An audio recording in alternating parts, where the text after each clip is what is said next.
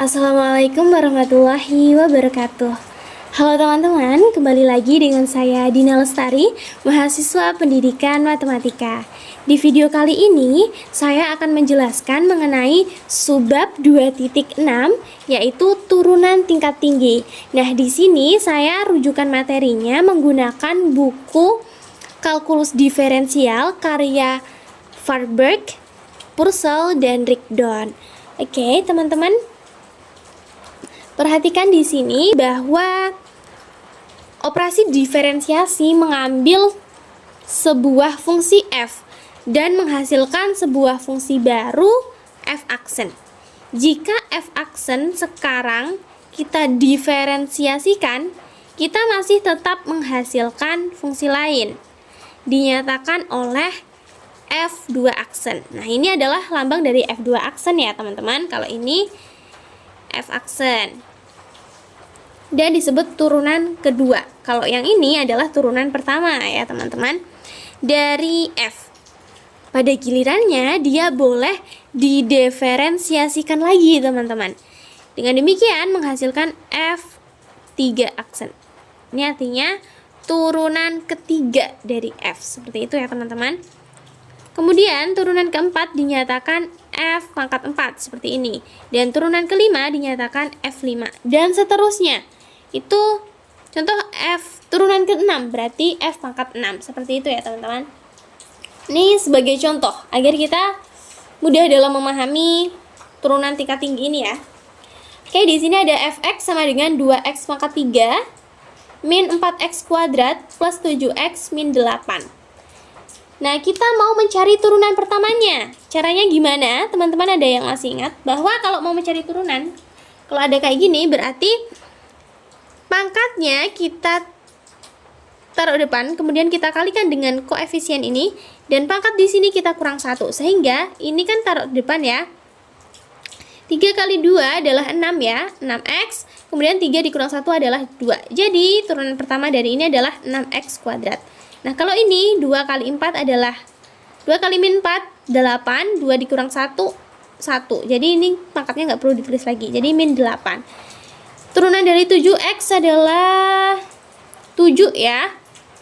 Kemudian turunan dari min 8 adalah 0, seperti itu. Nah, kemudian kita mau mencari turunan keduanya. Kita turunkan lagi, cara menghitungnya masih sama. Kalau ada pangkat berarti kita taruh depan, kita kalikan dengan koefisien ini pangkatnya, kemudian pangkatnya dikurang 1. 2 kali 6 adalah 12, 2 dikurang 1 adalah 1.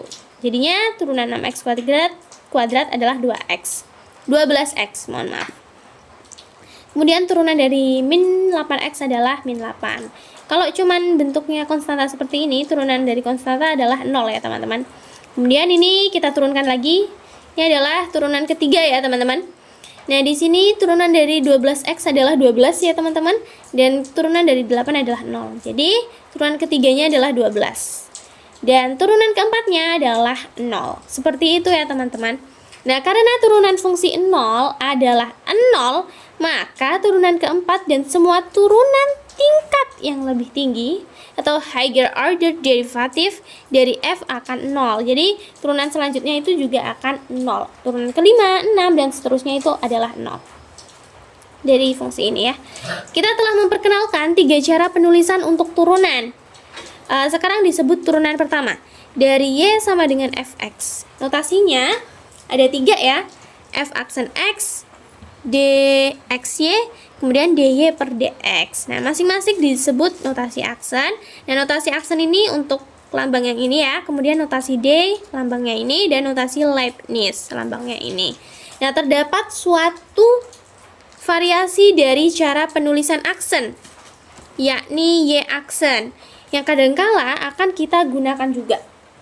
Nah, semua cara penulisan ini mempunyai perluasan untuk turunan-turunan tingkat tinggi, teman-teman.